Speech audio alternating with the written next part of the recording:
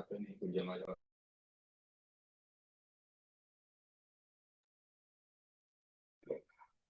आप सभी का स्वागत है आज के इसी लेक्चर में।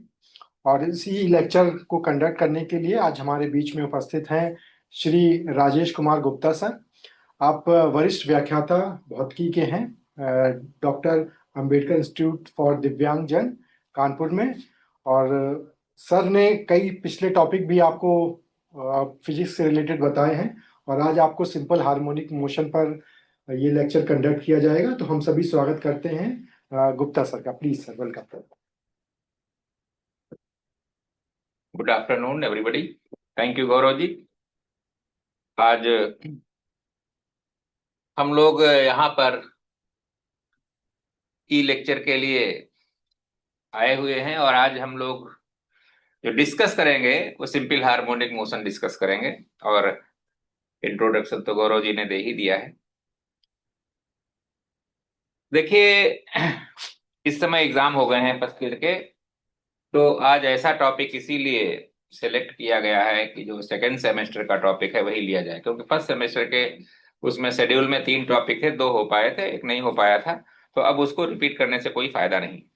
तो अब हमने इस जो सेकेंड सेमेस्टर में स्टार्टिंग होगी उसी टॉपिक को सिलेक्ट किया है, और वो है आपका simple harmonic motion, SHM, simple harmonic motion.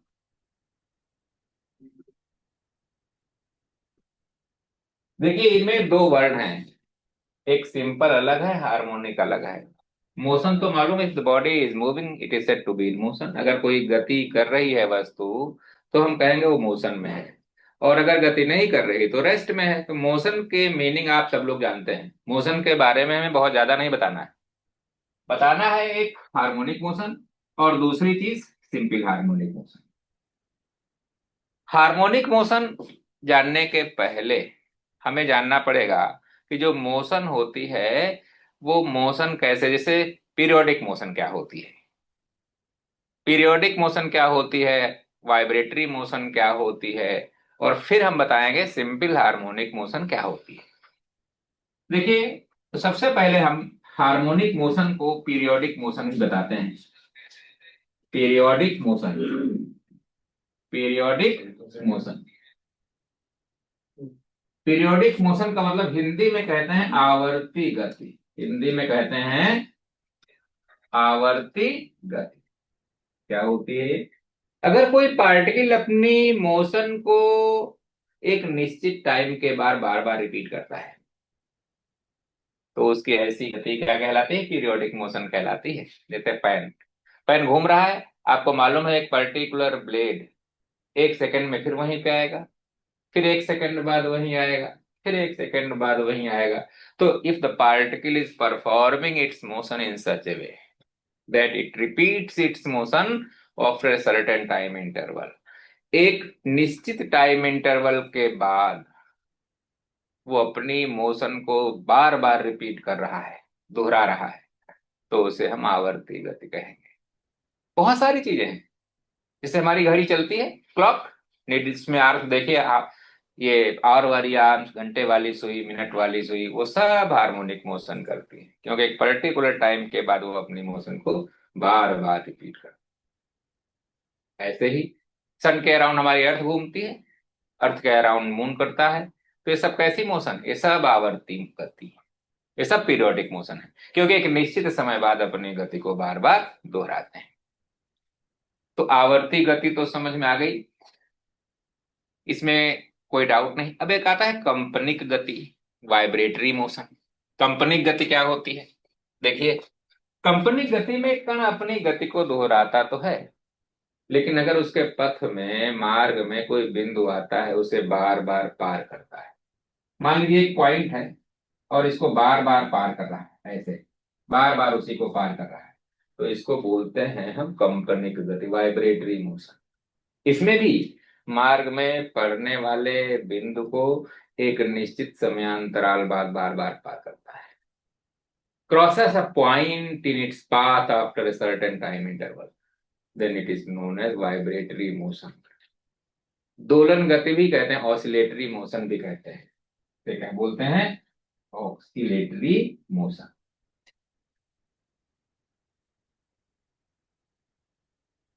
तो इन दोनों चीजों में आपने एक चीज देखी कि बार बार रिपीट की जा रही है मोशन, चाहे आवर्ती गति हो और चाहे दोलन गति या कंपनी गति हो। हिंदी में इसे कहते हैं दोलन गति। तो दोहराई जा रही बार बार। लेकिन एक नया वर्ड है यहाँ पे, सिंपल। अगर यही मोशन एक स्ट्रेट पाथ में, सिंपल पाथ में, सरल रेखा में बार बार दोहराई जा रही है, यही आवर्ती गति अगर सरल रेखा में हो रही है, तो उसे हम सरल आवर्त गति कहें। जैसे मान लीजिए यहाँ पे कोई पार्टिकल एक सिंपल लाइन में अपनी गति कर रहा है और बार बार उस गति को दोहरा रहा है, और पाथ में एक ऐसा पॉइंट है जिसे मेन पॉइंट कहेंगे, उसे बार बार पार कर रहा है, तो ऐसी गति को हम सिंपल हार्मोनिक मोशन कहेंगे। तो अगर कोई पार्टिकल एक स्ट्रेट पाथ में अपनी मोशन को इस प्रकार रिपीट करता है कि उसके पाथ में अगर कोई पॉइंट आता है, उसे एक definite time, certain time interval के बाद बार बार पार करता है, तो ऐसी मोशन क्या कहलाती है? Simple harmonic motion. तो इस तरीके से आपने देखा कि simple harmonic motion is not a single word, it is a composite word having two type of the motion, harmonic motion means periodic motion या ऑसिलेटरी मोशन, एंड सिंपल माने straight path, एक सरल रेखा में अगर अपनी गति को बार बार इस प्रकार दोहराता है कि मार्ग में पड़ने वाले किसी निश्चित बिंदु को एक निश्चित समयांतराल बाद बार बार पार करता है, तो ऐसी मोशन क्या कहलाती है? Simple harmonic motion. तो बहुत आसान है वो सिंपल हार्मोनिक मोशन। आपकी ऐसे भी हो सकती है, वाई एक्सिस में, वाई एक्सिस में भी हो रही है। देखो, इसको बार बार पार कर रहा है कि नहीं, एक स्ट्रेट लाइन। तो ये भी आपकी सिंपल हार्मोनिक मोशन है और ये भी आपकी सिंपल हार्मोनिक मोशन है। तो इस तरीके से simple harmonic motion is a composite word. अब हम बताएंगे कोई भी पार्टिकल सिंपल हार्मोनिक मोशन करता कैसे है। आइए देखें, ध्यान दीजिए। जैसे मान लिया सर्कुलर पाथ पे अगर हम देखें, suppose this is circular path, ये इसका सेंटर है और इसके दो एक्सिस हैं, एक्स एक्सिस और y axis. It is centre of the circle. अगर ये पार्टिकल को देखते हैं आप, तो पार्टिकल ऐसे मूव कर रहा है, it is moving along the circular track. तो यहां पे अगर आप देखो तो इसके दो कोऑर्डिनेट चेंज हो गए। जब पार्टिकल यहाँ पे था तो केवल ये कोऑर्डिनेट था, जब पार्टिकल यहाँ आया तो थोड़ा ये कोऑर्डिनेट भी डेवलप हो गया और ये इतना रह गया। जब पार्टिकल यहाँ आया तो ये कोऑर्डिनेट इतना हो गया, ये इतना रह गया। जब पार्टिकल यहाँ आया तो ये कोऑर्डिनेट इतना हो गया, ये इतना रह गया। और जब पार्टिकल यहाँ आया तो पूरे का पूरा ये कोऑर्डिनेट हो गया। यानी इन सर्कुलर पाथ, ये सर्कुलर पाथ पे मूव कर रहा है, तो इसमें दो कोऑर्डिनेट चेंज होते हैं, एक्स कोऑर्डिनेट भी चेंज हो रहा है और वाई कोऑर्डिनेट भी चेंज हो रहा है। Means this motion is said to be in plane. और यही प्लेनेट मोशन की खासियत होती है, जिसमें दोनों कोऑर्डिनेट चेंज होते हैं, उसे मोशन इन द प्लेन कहते हैं। हिंदी में कहते हैं एक समतल में गति, टू डायमेंशनल मोशन। जैसे फर्श पे कोई कीड़ा रेंग रहा है तो इसका एक्स कोऑर्डिनेट भी चेंज होगा, वाई कोऑर्डिनेट भी चेंज होगा, और जब दोनों चेंज होंगे तभी तो हम कहेंगे एक प्लेन में मोशन है। Crawling of an insect on the floor, अगर एक ही कोऑर्डिनेट चेंज हो, जैसे कोई सीधी रेखा में जा रहा है, तो हम कहेंगे लीनियर मोशन है, रेखीय गति है। क्योंकि वन डायमेंशनल मोशन में केवल एक कोऑर्डिनेट चेंज होता है। इसी तरीके से अगर x coordinate, y coordinate, z coordinate तीनों चेंज हो रहे हैं, जैसे उड़ती हुई पतंग हवा में तैर रही है, कभी इधर जाती, कभी ऊपर जाती, कभी नीचे जाती, तो उससे तीनों कोऑर्डिनेट चेंज हो, तो थ्री डायमेंशनल मोशन कहते हैं उसे। तो मोशन इन स्पेस कहा जाता है। तो तीन तरीके की मोशन होती है, motion in straight line, motion in plane and motion in space. तो simple harmonic motion one directional motion है। तो अगर आप इस पार्टिकल की मोशन देखोगे तो पार्टिकल के दो कोऑर्डिनेट चेंज होते हैं। जब पार्टिकल ऊपर जाता है तो इधर भी आता है, ऊपर भी जाता है, इधर भी आता है, ऊपर भी जाता है। तो इसकी जो मोशन है वो 2 डायमेंशनल मोशन है, और इसे कहेंगे मोशन इन प्लेन, एक समतल में कर। लेकिन हमें ये नहीं पढ़ना है, हमें पढ़ना है सिंपल हार्मोनिक मोशन। अब देखिए इसी से सिंपल हार्मोनिक मोशन हम कैसे बनाते हैं। अगर हम इस मोशन को देखें यहां पर ऐसे, ये सेंटर है और ये पार्टिकल आपका मूव कर रहा है, ये पार्टिकल है पी। इस पार्टिकल से इस पे हम अगर परपेंडिकुलर डालें तो ये एन है, N is known as feet of perpendicular. आप देखना है एन की मोशन। तो जब आपका पी यहाँ पे था तो इससे डाला गया परपेंडिकुलर यहाँ पे था, यानी the point N was here. जब पी चल के यहाँ आया तो ये फिर यहाँ पे आ गया, यहाँ पे आ गया एन। जब पी यहाँ आया तो एन यहाँ आ गया, जब पी यहाँ आएगा तो एन यहाँ आ जाएगा, और जब पी यहाँ आएगा तो एन भी यहाँ आएगा। कहने का मतलब है फीट ऑफ परपेंडिकुलर की मोशन को आप देखें, इसकी मोशन को देखिए, पी की मोशन के बजाय हम इस एन पॉइंट की मोशन को देख। तो जैसे जैसे पी सर्कुलर ट्रैक पे चलता है, अब मान लीजिए यहां से यहां आ गया तो थीटा परपेंडिकुलर फिर वापस आया, तो पहले ये इधर जा रहा था और फिर ये वापस आ रहा है। जब यहाँ आया तो थीटा परपेंडिकुलर फिर यहाँ आया, जब यहाँ आया तो थीटा परपेंडिकुलर फिर इस तरीके से क्रिया जाएगा। तो इस तरीके से अगर आप इसकी मोशन देखें तो इसकी मोशन यहां से यहां जाना, फिर वापस आना, फिर इधर जाना और फिर आना, इसकी जो मोशन है इसे ही सिंपल हार्मोनिक मोशन कहते हैं। The motion of the feet of perpendicular drawn from point P on y-axis, that is known as simple harmonic motion. इसकी मोशन तो सर्कुलर हार्मोनिक है, सर्कुलर क्योंकि सर्कल पे है, और हार्मोनिक मोशन इसलिए है क्योंकि रिपीट कर रहा है after a certain time interval. लेकिन अगर हम एन की मोशन देखें तो एन की मोशन सिंपल हार्मोनिक मोशन, क्योंकि स्ट्रेट लाइन में ऊपर जाता है फिर वापस आता है, फिर क्रॉस करके नीचे आता है फिर वापस आता है, तो इसकी मोशन को हम मान सकते हैं ये सिंपल हार्मोनिक मोशन है। अब ये मोशन किसके इक्विवेलेंट, अगर हम कहें कि पी की किस मोशन के इक्विवेलेंट है, तो पी की जो वाई डायरेक्शन में मोशन है, अगर आप यहां से देखो ये परपेंडिकुलर अगर ड्रा करो तो जितना ये है इतने तो ये है, इतना ही यहाँ पे ये है। कहने का मतलब पी में दोनों प्रकार की मोशन है, एक तो इधर भी है जिसे कहते हैं एक्स एक्सिस में, और दूसरी इधर भी है जिसे कहते हैं वाई एक्सिस में। तो पी की जो वाई एक्सिस की मोशन है that is motion of simple harmonic executive particle. तो कहने का मतलब यह है कि पी की मोशन तो आपकी सर्कुलर हार्मोनिक मोशन है, इसको अगर हमसे कहा जाए तो it is circular harmonic motion, क्योंकि सर्कुलर पाथ। लेकिन इससे जो हमने परपेंडिकुलर ड्रा किया उसका जो फीट है एन पॉइंट, उसकी जो मोशन है ये आपकी सिंपल हार्मोनिक मोशन है, क्योंकि ये आपकी स्ट्रेट लाइन में अपनी मोशन को बार बार रिपीट कर रहा है, और पाथ में अगर कोई पार्ट की पॉइंट आ रहा है तो उसको एक डेफिनिट टाइम इंटरवल के बाद, एक सर्टेन टाइम इंटरवल के बाद बार बार क्रॉस कर रहा है। तो यहां पे हम ये कह सकते हैं कि motion of the particle N, motion of N is simple harmonic motion, इसकी मोशन सिंपल हार्मोनिक मोशन है।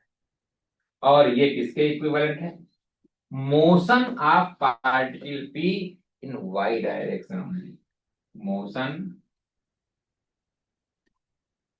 ऑफ पी, क्योंकि अगर हम मोशन ऑफ पी कहेंगे तो ये तो सर्कुलर हार्मोनिक मोशन कर रहा है, इसीलिए हम कहते हैं सर्कुलर हार्मोनिक में दोनों कोऑर्डिनेट चेंज हो रहे हैं।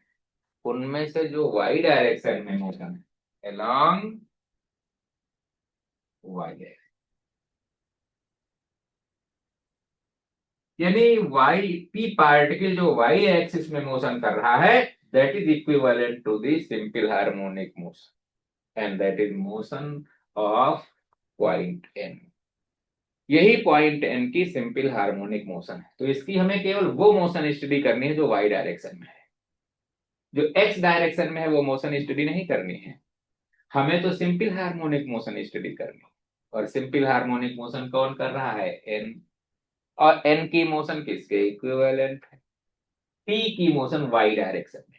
यानी वाई डायरेक्शन में जो इसकी डिस्प्लेसमेंट है वही इसका डिस्प्लेसमेंट होगा। देखो जितना ये है उतना ये है। वाई डायरेक्शन में जो इसकी वेलोसिटी है वही इसकी वेलोसिटी होगी।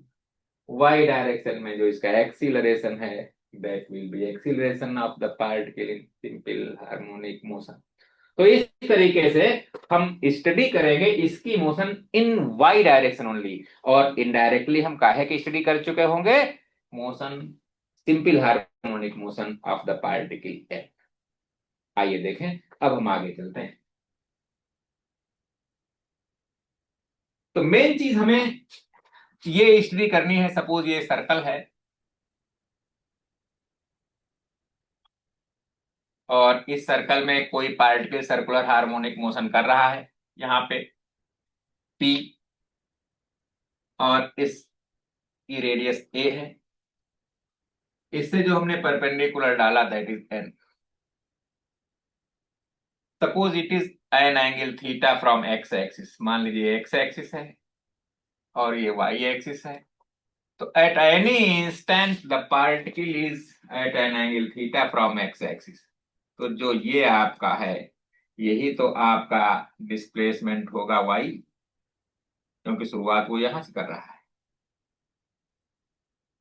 तो after a time t the particle P is at this position. It means in such situation it is making an angle theta from OX। जो OX एक्सिस है उससे कितना एंगल बना रहा है? थीटा। अगर मान लीजिए पॉइंट हम M मान लें तो हम कह सकते हैं कि साइन थीटा क्या हो जाएगा? Sine theta equal to P M upon OP. P M हमारा क्या है? जो ओ एन है, और ये हमारा ओपी। और ओ एन ही तो हमारा डिस्प्लेसमेंट वाई है।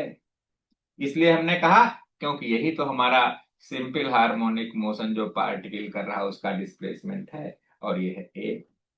तो इसलिए बहुत ही अच्छे तरीके से आपने देखा कि y equal to A sine theta. It is equation of motion of a particle executing simple harmonic motion. अब आपको मालूम है कि एंगुलर स्पीड अगर ओमेगा है तो omega equal to theta upon T होता है, क्योंकि angular velocity equal to angular displacement upon time. इसलिए theta equal to omega T रख दीजिए। तो ये आ जाएगा y equal to A sine omega T. This is the equation of motion for the displacement of a particle executing simple harmonic motion. तो इसलिए जब आप देखोगे y equal to A sine omega T, यही है सिंपल हार्मोनिक मोशन के displacement की equation, जहां पे y क्या है? ये displacement of particle executing simple harmonic motion, executing simple harmonic motion at any instant t, at any instant t।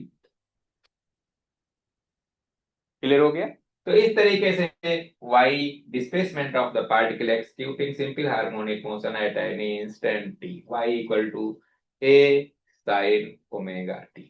Omega क्या है? Angular frequency. इसे भी हम कह सकते हैं y equal to a sine. अब ओमेगा क्या है? 2 पाई एन पढ़ा होगा आपने, इंटू टी। और इसको हम कहें तो ए साइन, ये कह सकते हैं 2 पाई एन को 1/टी कह सकते हैं इंटू टी। तो इसको इस फॉर्म में भी लिख सकते हैं y equal to A sine 2 pi one capital T. जहां पे टी को कहते हैं टाइम पीरियड, टी को कहते हैं टाइम पीरियड। अब ये सब टर्म है इसमें सीखने वाले। अब देखिए यहाँ पे टाइम पीरियड क्या है? Time period of one oscillation. देखिए मीन पोजीशन, ये मीन पोजीशन है, मीन पोजीशन के एक और मैक्सिमम डिस्प्लेसमेंट तक जाना, इससे ऊपर तो जा नहीं सकता, ये मैक्सिमम डिस्प्लेसमेंट है और इसे एंड पॉइंट कहते हैं। ये हमारा जहां तक जाता है उसे एंड पॉइंट कहते हैं, हिंदी में अंतिम बिंदु, उसके आगे नहीं जा सकता, वहां से लौटना शुरू हो जाएगा। फिर ये मीन पोजीशन में आ गया, फिर दूसरी तरफ एंड पॉइंट है, वहां तक जाएगा और फिर लौटना शुरू हो जाएगा। तो इसे वन कंप्लीट ऑसिलेशन कहते हैं। यानी पार्टिकल का मीन पोजीशन के एक और अधिकतम डिस्प्लेसमेंट, अधिकतम डिस्प्लेसमेंट जो होगा अभी हम बताएंगे उसे एम्पलीट्यूड कहते हैं, आयाम। यही ए के बराबर है, क्योंकि अधिकतम यही हो सकता है जो रेडियस है सर्कल की।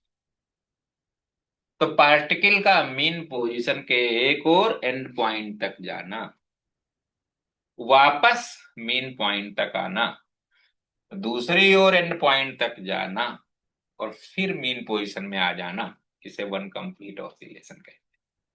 और इसमें जो टाइम लगता है इसे ही हम टाइम पीरियड कहते हैं। वन कंप्लीट ऑसिलेशन में जितना टाइम लगता है उसे ही हम टाइम पीरियड कहते हैं।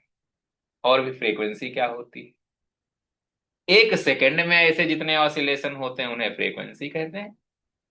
इसलिए फ्रीक्वेंसी टी का उल्टा होती है, 1/t के बराबर होती है। तो ये चीज क्लियर हो गई कि मीन पोजीशन के एक और पार्टिकल का मैक्सिमम डिस्प्लेसमेंट तक जाना माने एंड पॉइंट, फिर वापस मीन पोजीशन में आना, फिर दूसरी ओर एंड पॉइंट तक जाना और फिर मीन पोजीशन में आना, इसे हम क्या कहते हैं, वन कंप्लीट ऑसिलेशन। और इसमें जितना टाइम लगता है इसे टाइम पीरियड कहते हैं। और एक सेकंड में ऐसे जितने ऑसिलेशन होते हैं उन्हें हम फ्रीक्वेंसी कहते हैं। तो एक ऑसिलेशन समझ में आया, the moment of the particle from mean position to end point on one side, again coming to mean position, again going to the end point on the opposite side, again coming back to the mean position, one complete oscillation. And time taken by the particle to complete this one complete oscillation is time period. Also, the number of oscillations per second is known as frequency. तो इस तरीके से आपको ये मालूम हो गया y equal to A sine omega t. अब जैसे मान लीजिए आपसे कोई कहे यहां से यहां तक जाने में कितना टाइम है, पूरा टाइम तो टी लगा, तो यहां से खाली एक तरफ गया, यहां से यहां तक जाने में जाहिर सी बात है t/4 लगेगा। यहां से वापस आने में यहां तक कितना लगा, फिर t/4 लगा। यहां से यहां तक जाने में कितना लगेगा, t/4 लगेगा। और फिर यहां से यहां आएगा t/4 लगेगा, और चारों आप जोड़ दीजिए तो t ही तो आएगा। यानी मीन पोजीशन के एक और एंड पॉइंट तक जाने में t/4 लगता है, एंड पॉइंट से मीन पॉइंट तक आने में फिर t/4 लगता है, मीन पोजीशन से दूसरी तरफ एंड पॉइंट तक जाने में t/4 लगता है, और फिर इस एंड पॉइंट से यहां तक आने में t/4 लगता है। कुल मिला के t ही तो हुआ। तो इसे वन कंप्लीट ऑसिलेशन कहेंगे। इसको हम निकाल भी सकते हैं, आइए देखें कैसे निकालेंगे। बहुत अच्छी चीज आपने देखी, y equal to A sine 2π/t into, ये इक्वेशन आप for a particle executing simple harmony. हम पूछें कि अगर शुरुआत में बिल्कुल फ्रॉम स्टार्टिंग, जब बिल्कुल शुरुआत ही नहीं उसने की तब उसका डिस्प्लेसमेंट क्या था, ए साइन π/t इंटू 0, ए साइन 0। और साइन 0 क्या होता है, 0, यानी वो अपने मीन पोजीशन में ही था, अभी चला ही नहीं था, मीन पोजीशन में ही था। लेकिन जैसे मान लीजिए अभी हमने कहा कि 1/4 हाफ टोटल टाइम पीरियड कितना हुआ, तो देखें क्या है, कहाँ पे है पार्टिकल, ए साइन 2π/t इंटू t/4, ये कट गया तो कुल मिला के आ जाएगा ए साइन π/2, साइन π/2 1 होता है, तो ये आ गया। तो ए का मतलब कहाँ पहुंच गया, वो एंड पॉइंट पे, मैक्सिमम डिस्प्लेसमेंट पे। यही एम्पलीट्यूड कहलाता है, मैक्सिमम है। इसीलिए हमने कहा जब t/4 टाइम बीत जाता है तो वो कहाँ पहुंच जाता है, मेन पोजीशन से चल के एंड पॉइंट तक पहुंच जाता है। कहाँ पहुंच गया, एंड पॉइंट पे। क्योंकि वहीं पर डिस्प्लेसमेंट मैक्सिमम होता है और एम्पलीट्यूड के बराबर होता है। It is also called as amplitude.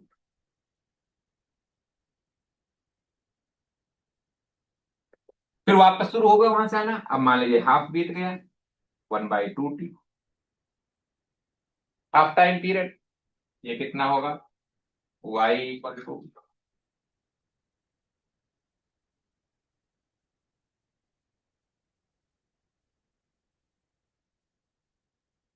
कैसे जाएगा भाई,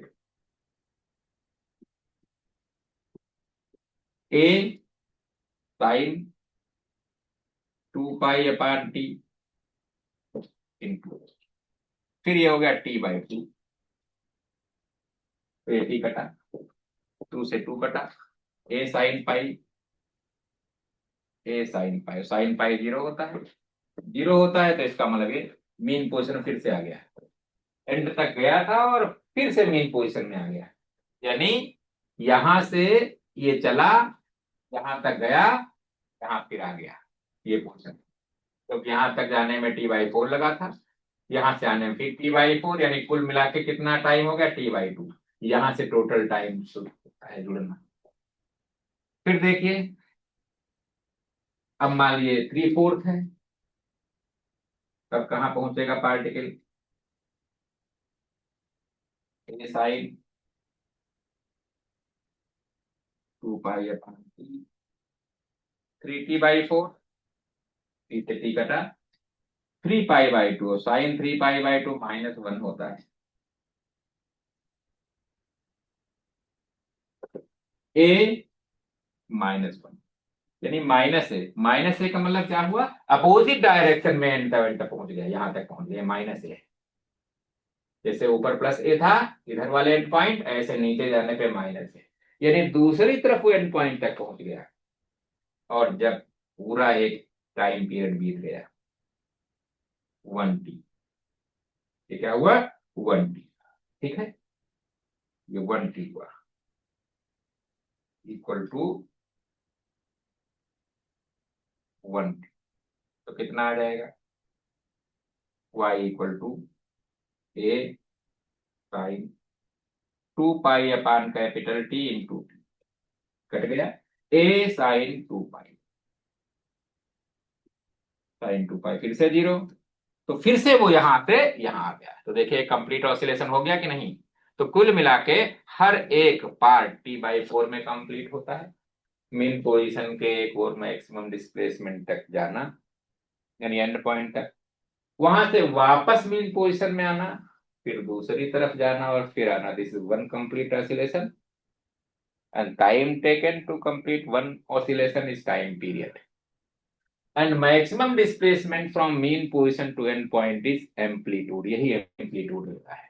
ए को हम एम्पलीट्यूड कहते हैं।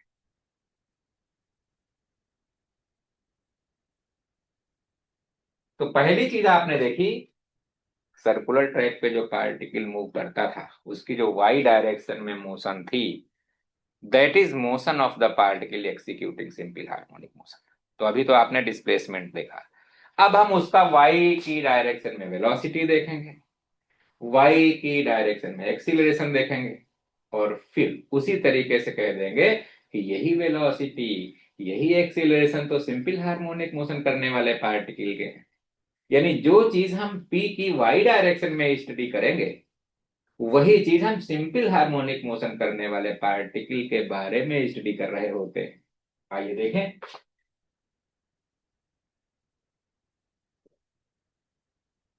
जैसे हमने आपको बताया था, ये आपका x एक्सिस है, ये y एक्सिस है, ये p पार्टिकल है, और p पार्टिकल का y डायरेक्शन में जो वेलोसिटी होगी, यही तो आपकी n पार्टिकल की वेलोसिटी हो जाएगी।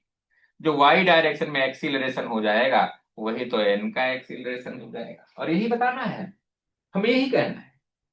आइए देखें। तो आपने देखा ये डिस्प्लेसमेंट जो होता है कितना, ये y है, ये क्या है, y है, एट एनी इंस्टेंट t। और y = क्या होता है, ए साइन ओमेगा टी। वेलोसिटी कैसे निकालते हो? Rate of change of displacement, और हमें लगता है डिप्लोमा फर्स्ट ईयर में डिफरेंशियल कैलकुलस है। तो अगर हम वेलोसिटी की बात करें,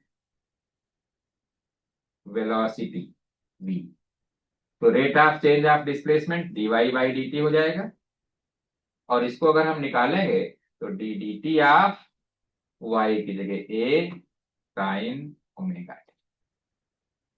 अगर हम देखें तो ए बाहर ले लें, D d t of sine omega T, तो ए बाहर हो गया, और इसका डिफरेंशियल मालूम है ओमेगा कॉस ओमेगा टी। आपने डिफरेंशियल पढ़ा होगा फर्स्ट ईयर में, इंटर जो कर चुके हैं वो तो डिफरेंशियल जानते हैं, लेकिन जो हाई स्कूल करके आते हैं उनके भी फर्स्ट ईयर में डिफरेंशियल पढ़ाया जाता है।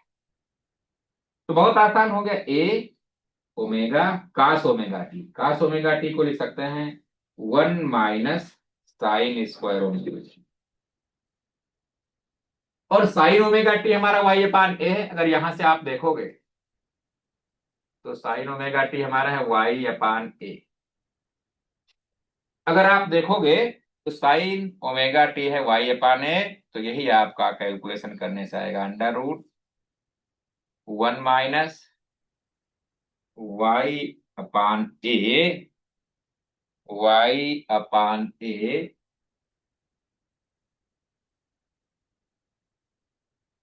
वाई अपान ए का स्क्वायर, क्योंकि कास ओमेगा टी को हमने लिख लिया 1 - साइन स्क्वायर ओमेगा टी, और साइन ओमेगा टी हमारा है वाई अपान ए।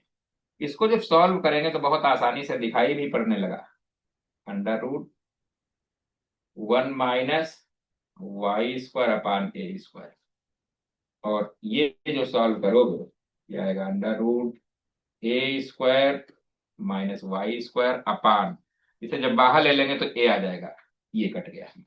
तो इस तरीके से जो वेलोसिटी आई, velocity omega √a² - y square, very important.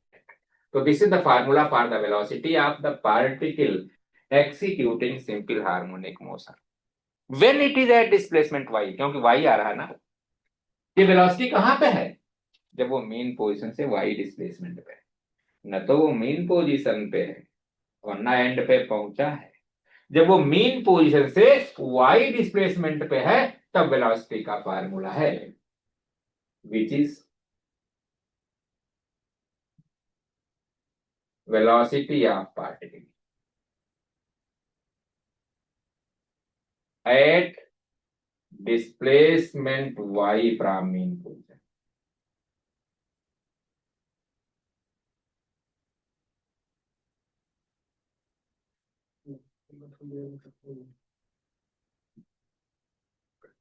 बहुत इंपॉर्टेंट चीज। अब यहां से हम निकाल सकते हैं कि ये वेलोसिटी का फार्मूला तो आ गया, मेन पोजीशन में वेलोसिटी कितनी होगी, एंड पॉइंट पे वेलोसिटी कितनी होगी। बहुत आसान है कि जब आप मेन पोजीशन पे वेलोसिटी निकालते हैं तो मेन पोजीशन पे डिस्प्लेसमेंट 0 है। देखो, अगर यहीं पे कहा जाए पार्टिकल ऐसे गया यहां तक, फिर वापस आया, फिर इधर गया, फिर वापस आया, यह है मेन पोजीशन, तो यहां के लिए y बराबर 0। तो जब फार्मूले में y = 0 रख देंगे तो वेलोसिटी एट मेन पोजीशन आ जाएगी। लेकिन यही जब एंड पॉइंट की बात करते हैं, जब हम एंड पॉइंट पे पहुंच गए तो y बढ़ करके कितना हो गया a। देखो, यहां से यहां तक y बढ़ करके कितना हो गया a, तो जब y = a रख देंगे that will become velocity at end point. निकालते हैं अभी, आइए देखें। तो बहुत आसानी से जब फार्मूला आ गया तो हम यहां से बहुत आसानी से निकाल सकते हैं। आइए देखें, इसको हम यहाँ हटा देते हैं और यहीं से हम निकालना शुरू कर देते हैं। बहुत आसानी से हम इसको निकाल सकते हैं, ये ध्यान दीजिएगा। तो जैसे मान लीजिए आपसे कोई कहे एट मीन पोजीशन,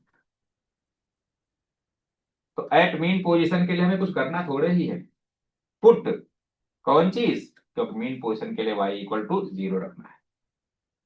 जैसे y = 0 इस फार्मूले में रख दोगे तो फार्मूला आ जाएगा v = omega under root a square minus 0 square, यानी ये आएगा omega under root a square यानी ओमेगा ए। ये मैक्सिमम वेलोसिटी है। तो मीन पोजीशन में वेलोसिटी मैक्सिमम होती है। मीन पोजीशन से जब वो पास होता है, मैक्सिमम वेलोसिटी से पास होता है, और जैसे जैसे एंड पॉइंट्स की ओर जाता है वेलोसिटी घटती जाती है। तो एंड पॉइंट पे देखें कितनी हो जाएगी वेलोसिटी। आइए देखें एट एंड पॉइंट। अगर एंड पॉइंट पे कहा जाए तो एंड पॉइंट के लिए हमें y इक्वल टू ए रखना पड़ेगा। Put y equal to a, तो कितना आ जाएगा v equal to omega, v equal to omega under root a square minus, अब y की जगह भी हमें a ही रखना है, तो कुल मिला के हमारा आ गया अंडर रूट 0, और ये वेलोसिटी क्या हो गई 0। सही बात है। जब वो एंड पॉइंट पे पहुंच गया तो इसकी वेलोसिटी क्या हो गई 0। सही बात है। तभी तो लौटना शुरू करेगा वो। अगर वहां वेलोसिटी होती तो और आगे जाता और आगे जाता। जैसे कोई पार्टिकल नीचे से ऊपर फेंकते हैं तो कहां तक जाता है, जब तक उसमें वेलोसिटी रहती है, और जब वेलोसिटी 0 हो जाती है वही लौटना शुरू हो जाता है। अगर यहाँ पे वेलोसिटी है तो और ऊपर जाएगा, यहाँ पर भी है तो और ऊपर जाएगा, जब 0 हो जाएगी तब नहीं जाएगा ऊपर, बस वहीं से लौटना शुरू हो जाएगा। तो वही एंड पॉइंट यहाँ पे मान लें। तो एंड पॉइंट पर वेलोसिटी क्या है 0 है। तो velocity is maximum at mean position, velocity is 0 at end point. इसी तरीके से हम इसमें ये भी निकाल सकते हैं एक्सीलरेशन क्या है। आइए देखें, बहुत आसान है। अब हम निकालेंगे एक्सीलरेशन क्या है। फिर से हम बता देते हैं एक रिव्यू करने के लिए, ताकि आपको दिक्कत ना हो, हर बार आपकी समझ में आ जाए। ये पार्टिकल है, ये पी, और ये है एन। तो सरल आवर्त गति जिसे हम बार बार सिंपल हार्मोनिक मोशन कहते हैं, इसकी मोशन इसकी इस डायरेक्शन में मोशन के इक्विवेलेंट है। उस डायरेक्शन में उसकी वेलोसिटी कितनी है, उस डायरेक्शन में उसका एक्सीलरेशन कितना है, उस डायरेक्शन में उसका डिस्प्लेसमेंट कितना है, that will be same as for the particle N that is executing simple harmonic motion. तो पी का हम जो वाई डायरेक्शन में मोशन की स्टडी करेंगे, डिस्प्लेसमेंट वेलोसिटी एक्सीलरेशन, वही हमारी वेलोसिटी एक्सीलरेशन डिस्प्लेसमेंट उस पार्टिकल के लिए हो जाएगी जो सिंपल हार्मोनिक मोशन कर रहा है। आइए देखें। तो अभी हमने बताया कि इसका डिस्प्लेसमेंट तो होता है y equal to A sine omega t. अगर हम वेलोसिटी की बात करें तो वेलोसिटी हमारी होती है rate of change of displacement,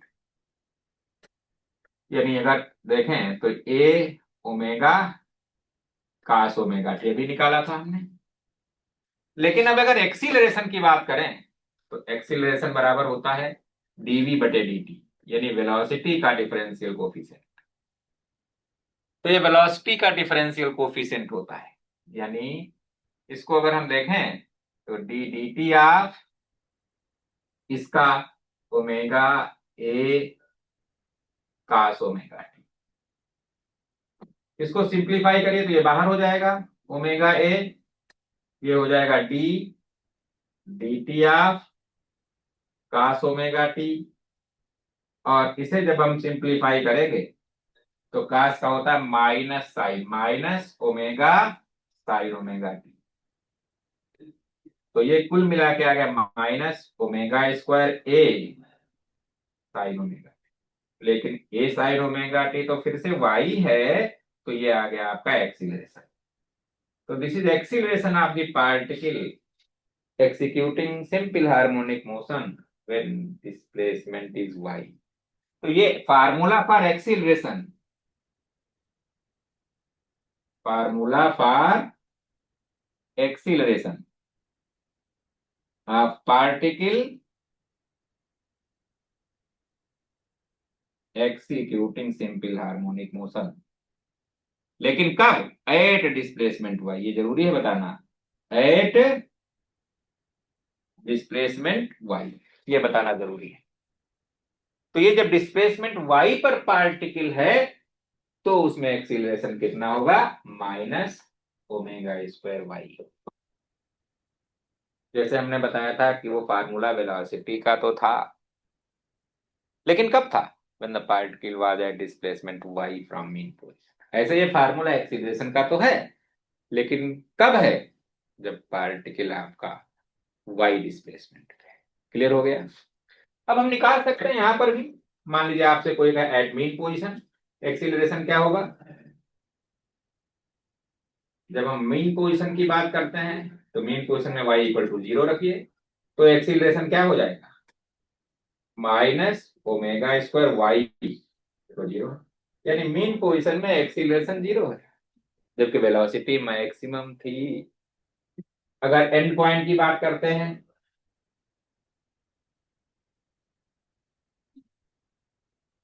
तो एक्सीलरेशन क्या हो जाएगा? तो y की जगह हमारा a रखना पड़ेगा, तो माइनस ओमेगा स्क्वायर, ये मैक्सिमम एक्सीलरेशन। तो एक्सीलरेशन हमारा मैक्सिमम कहाँ होता है? एंड पॉइंट पे। तो जहां वेलोसिटी 0 है वहां एक्सीलरेशन मैक्सिमम है। एंड पॉइंट पे वेलोसिटी 0 थी, सही बात है, पार्टिकल वहां जाके वापस शुरू हो गया था, लेकिन एक्सीलरेशन मैक्सिमम है। मीन पोजीशन पे उल्टा है। मीन पोजीशन में वेलोसिटी मैक्सिमम है, तो ये बहुत तेजी से पार करता है। सिंपल पेंडुलम किया होगा आपने, मीन पोजीशन को बहुत ही हाई वेलोसिटी से क्रॉस करता है, तो वहां पे एक्सीलरेशन क्या हो गया? 0 हो गया। तो जहां वेलोसिटी मैक्सिमम वहां एक्सीलरेशन 0, जहां वेलोसिटी 0 वहां एक्सीलरेशन।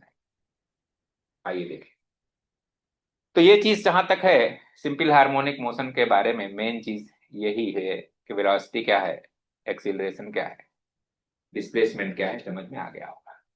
लेकिन आप एक भी जानते हैं, जहां कहीं एक्सीलरेशन होता है और बॉडी में मास होता है वहां फोर्स जरूर होता है। तो यही चीज हमें बतानी है कि वहां पर फोर्स जरूर लगेगा। अब हम बात करते हैं फोर्स की।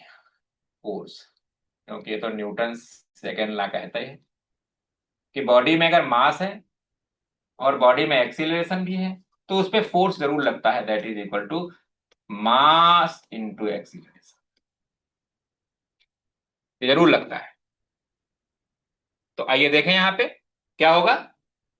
यहां पे आपने देखा कि अगर m है mass of the body executing simple harmonic motion, या पार्टिकल जो भी कहो आप, उस पार्टिकल का मास है जो सिंपल हार्मोनिक मोशन कर रहा है, और a आपने ही देख लिया एक्सीलरेशन है उसका, of the particle in simple harmonic motion,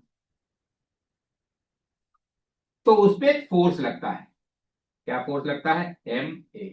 अब ए का फार्मूला तुमने क्या देखा? Minus omega square y. तो जो फोर्स लगता है इसका फार्मूला होगा minus m omega square y. ये उस पर एक फोर्स लगता है। क्लियर?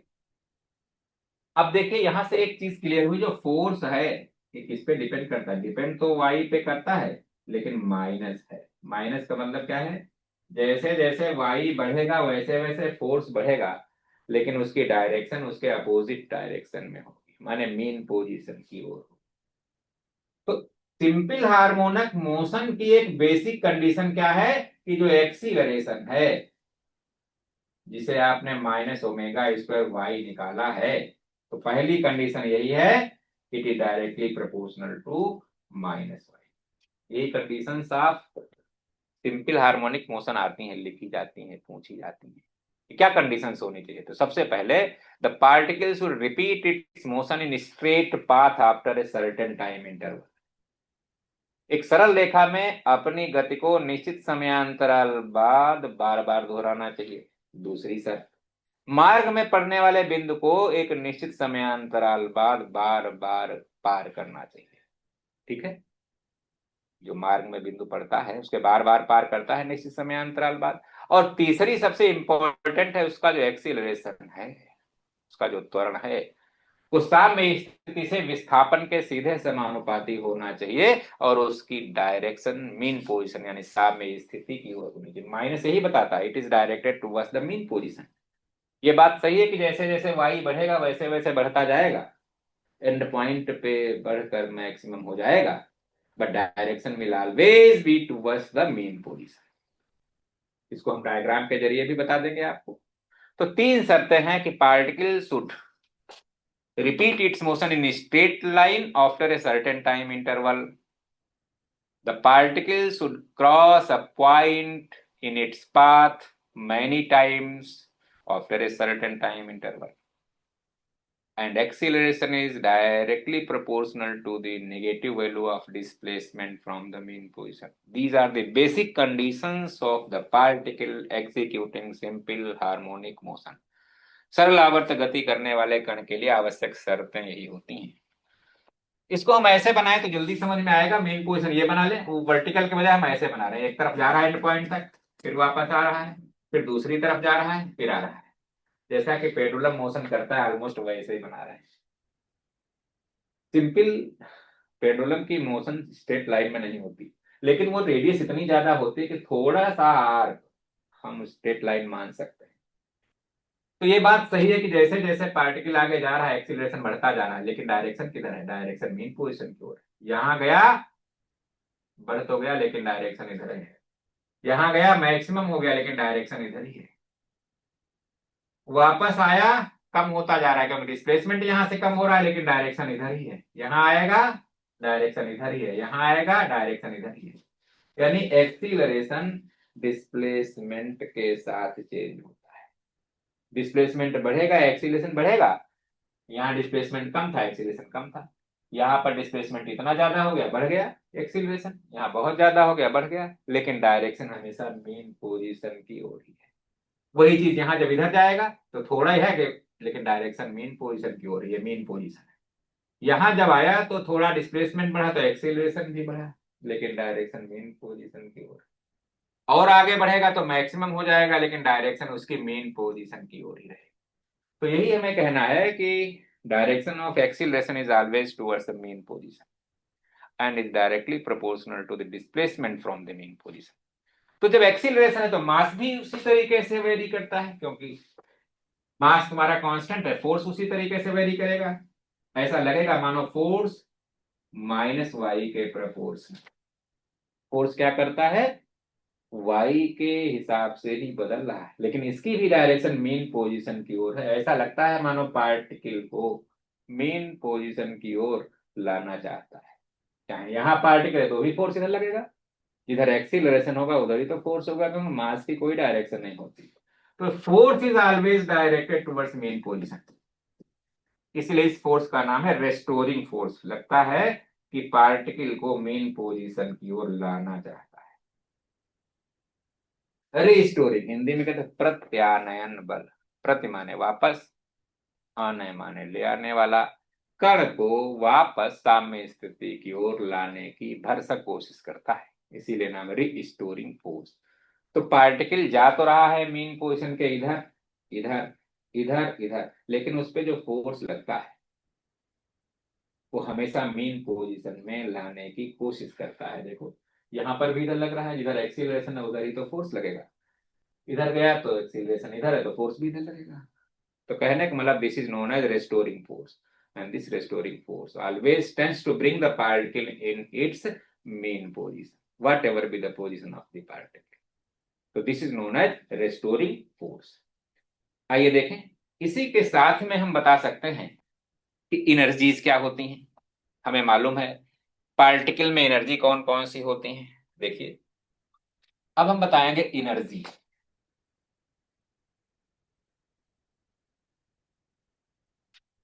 मान लीजिए पार्टिकल हमारा इस तरीके से सिंपल हार्मोनिक मोशन कर रहा है, ये मेन पोजीशन है, और किसी समय वो यहाँ पे है at displacement y from mean position.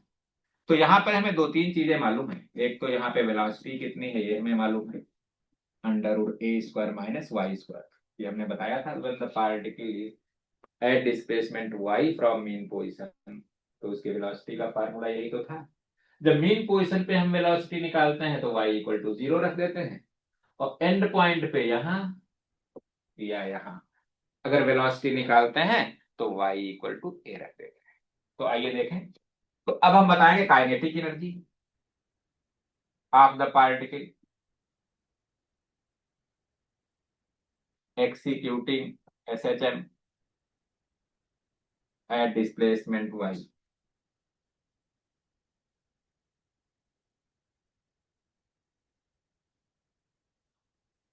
कितनी हो जाएगी kinetic energy? Half m v square, रख लीजिए हाफ एम, और इसका जब स्क्वायर करेंगे, ये ए है यहाँ पे ए आएगा ये,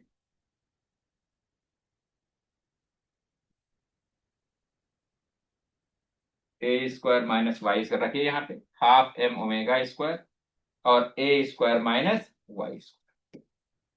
क्योंकि यहाँ पर क्या है, जब स्क्वायर करोगे तो इसका तो स्क्वायर हो जाएगा, इसका अंडर रूट हट जाएगा, तो ये आपकी काइनेटिक एनर्जी आ गई, हाफ एम ओमेगा स्क्वायर ए स्क्वायर माइनस वाई स्क्वायर।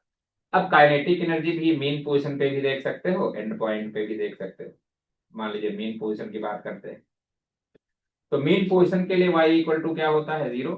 तो काइनेटिक एनर्जी देखिए कितनी होगी, हाफ एम ओमेगा स्क्वायर ए स्क्वायर माइनस 0 स्क्वायर, यानी ये kinetic energy half M omega square ए स्क्वायर, ये मैक्सिमम है काइनेटिक एनर्जी। इसलिए काइनेटिक एनर्जी मैक्सिमम होती है मीन पोजीशन।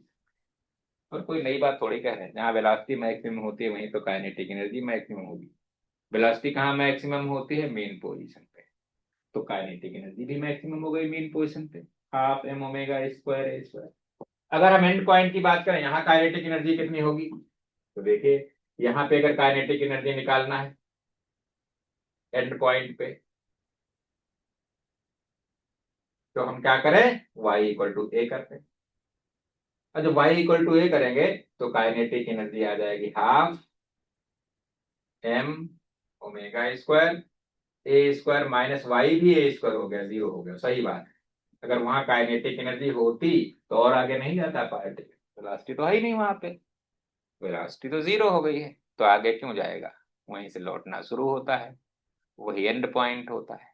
तो kinetic energy is maximum at mean position and is 0 at end point.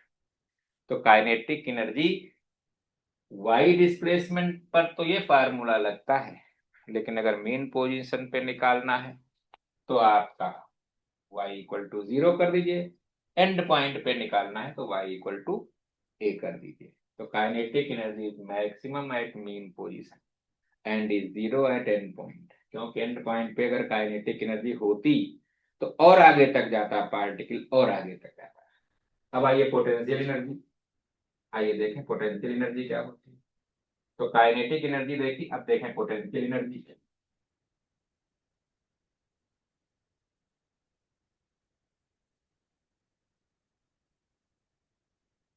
जब particle आगे जाता है, मीन पोजीशन ये है, पार्टिकल तो इधर जा रहा है, इसे आया इधर गया ऐसे आया, लेकिन पार्टिकल की मोशन तो आगे है और रेस्टोरिंग फोर्स इधर है।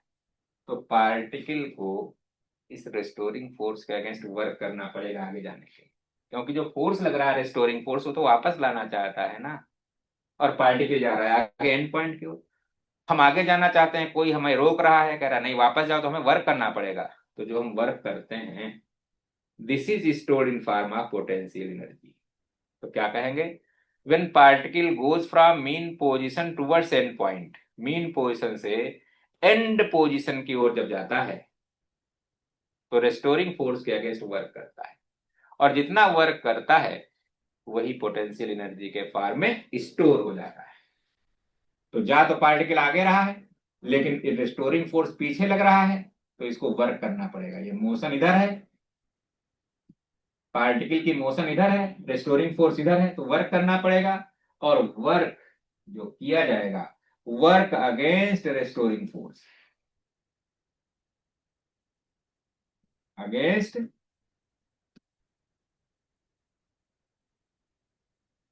यही हमारा पोटेंशियल एनर्जी कहलाता है, और हम कह सकते हैं पोटेंशियल एनर्जी के फॉर्म में स्टोर होता है। It is stored in form of potential energy. तो पार्टिकल को मीन पोजीशन से एंड पोजीशन की ओर जाने के लिए वर्क करना पड़ता है। This work is stored as the potential energy of the particle. तो इसके लिए हम एक ग्राफ खींचते हैं, ग्राफ खींचते हैं डिस्प्लेसमेंट और स्टोरिंग फोर्स। डिस्प्लेसमेंट है ये और फोर्स है ये। तो ये तो हमने बताया था कि F प्रोपोर्शनल टू y होता है, तो एक स्ट्रेट लाइन आएगी। अब स्ट्रेट लाइन मान लीजिए यहां से यहां तक है, तो इससे जो एरिया कवर्ड होगा that will give the amount of work done. तो वाई डिस्प्लेसमेंट तक जाने में कितना वर्क करना पड़ेगा, ये मान लीजिए एफ और ये डिस्प्लेसमेंट है वाई, तो कितना वर्क करना पड़ेगा, work done will be area under this line O A half into base into height A. क्योंकि अगर हम फोर्स और डिस्प्लेसमेंट के बीच में ग्राफ खींचें तो स्ट्रेट लाइन आता है, क्योंकि प्रोपोर्शनल है। Proportional y equal to M X plus C में आपने देखा होगा, अगर एक्स वाई प्रोपोर्शनल हैं तो उनके बीच में अगर ग्राफ प्लॉट करें तो स्ट्रेट लाइन आती है। तो हाफ ओ भी हमारा कितना है y, और ये कितना है f, तो हाफ y, और एफ रेस्टोरिंग फोर्स का मैग्नीट्यूड क्या था, एम ओमेगा स्क्वायर वाई, निकाल के बताया था। तो इस तरीके से पोटेंशियल एनर्जी का फार्मूला हो गया half M omega square y square. This is formula for the potential energy at displacement y. यही है formula for potential energy at displacement y from mean position, from mean position. तो इस तरीके से potential energy का भी formula आ गया, half M omega square y square when the particle is at displacement y from mean position. जब यहां से वाई पोजीशन पर पार्टिकल है तो इसकी जो पोटेंशियल एनर्जी से यू से रिप्रेजेंट करते हैं, हम यू से पोटेंशियल एनर्जी को हम यू से रिप्रेजेंट करते हैं, half M omega square y square. अब हम यहां भी निकाल सकते हैं, एट मीन पोजीशन आपसे कोई कहे पोटेंशियल एनर्जी कितनी होगी, तो मीन पोजीशन के लिए हमने पहले बताया y इक्वल टू 0 रखिए, तो पोटेंशियल एनर्जी कितनी आएगी, हाफ एम ओमेगा स्क्वायर, और इसके लिए 0 हो गया। तो मीन पोजीशन में कोई पोटेंशियल एनर्जी नहीं होती, जबकि काइनेटिक एनर्जी मैक्सिमम होती थी। मीन पोजीशन में कोई भी पोटेंशियल एनर्जी नहीं होती, 0 है। लेकिन एंड पॉइंट पे देखें, अगर एंड पॉइंट पे देखें तो y इक्वल टू ए रखेंगे, पोटेंशियल एनर्जी कितनी हो जाएगी, हाफ एम ओमेगा स्क्वायर और ए का स्क्वायर, ये मैक्सिमम आती है। यहां पर जो पोटेंशियल एनर्जी होती है ये मैक्सिमम होती है। तो आपने देखा जहां काइनेटिक एनर्जी 0 वहां potential energy maximum and points पे, और जहां काइनेटिक एनर्जी मैक्सिमम वहां पोटेंशियल एनर्जी 0 यानी मीन पोजीशन पे। तो आपने बहुत अच्छे तरीके से देख लिया काइनेटिक और पोटेंशियल एनर्जी में, जहां काइनेटिक मैक्सिमम वहां पोटेंशियल 0, और जहां पोटेंशियल मैक्सिमम वहां काइनेटिक 0। अब हम बात करते हैं टोटल एनर्जी क्या होती है, जरा टोटल एनर्जी के बारे में देखिए। आइए देखें, आपने दोनों फार्मूले देखे, हाफ एम ओमेगा स्क्वायर ए स्क्वायर माइनस वाई स्क्वायर, ये काइनेटिक थी। पोटेंशियल देखा हाफ, अगर हम टोटल एनर्जी की बात करें, टोटल एनर्जी, तो टोटल एनर्जी दोनों के सम के बराबर होती है, kinetic energy plus potential energy. तो हाफ एम ओमेगा स्क्वायर ए square minus y square, half M omega square y square.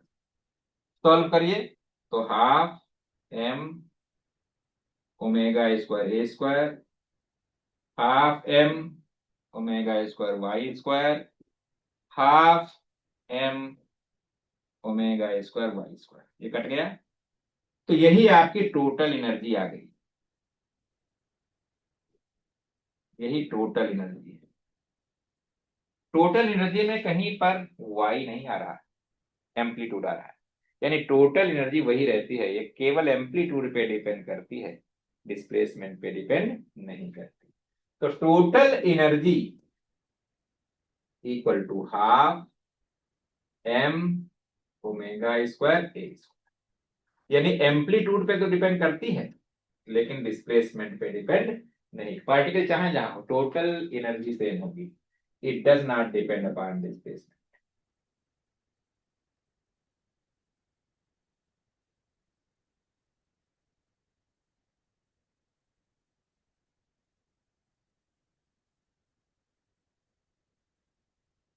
Y पे डिपेंड नहीं करती, एम्पलीट्यूड पे डिपेंड करती। तो आपने देखा कि जहाँ काइनेटिक एनर्जी मैक्सिमम वहां पोटेंशियल जीरो, जहाँ पोटेंशियल मैक्सिमम वहां काइनेटिक जीरो। लेकिन टोटल एनर्जी डिस्प्लेसमेंट पे डिपेंड नहीं करती, टोटल एनर्जी वही रहती। इसका एक ग्राफ आता है। ये एम्पलीट्यूड पे तो डिपेंड करती है, लेकिन ये नहीं कि पार्टिकल का डिस्प्लेसमेंट आपका ज्यादा हो रहा है तो टोटल एनर्जी बदल जाए, कम हो रहा है तो बदल जाए, ऐसा कुछ नहीं। तो आप देखिए, इसको हम बताते हैं, इसका एक कर्व आता है। कैसा कर्व आता है?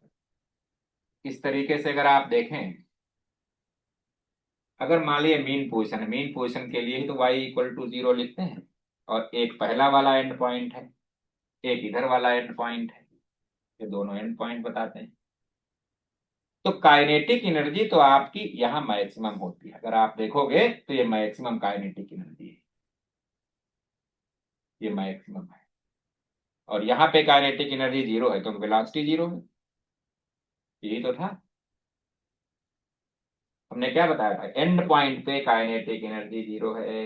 ये एंड पॉइंट इधर का है, ये इधर का एंड पॉइंट है, और ये मीन पोजिशन।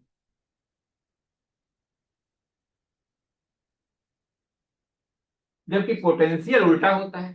अगर पोटेंशियल की बात करें तो पोटेंशियल क्या होता है, पोटेंशियल में ये मीन पोजिशन है, ये आपका है इधर का एंड पॉइंट है, और ये इधर का एंड पॉइंट है। तो पोटेंशियल एनर्जी कहाँ होती है, एंड पॉइंट पे मैक्सिमम।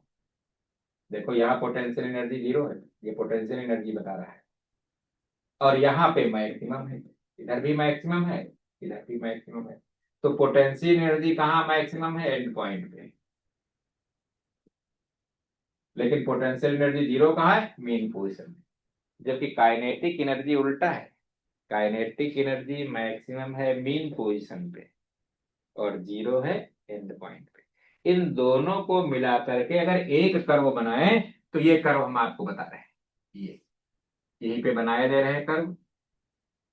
ये एंड पॉइंट है आपके, ये आपका है काइनेटिक एनर्जी, ये आपका है पोटेंशियल एनर्जी, और ये जो चीज है ये है टोटल एनर्जी।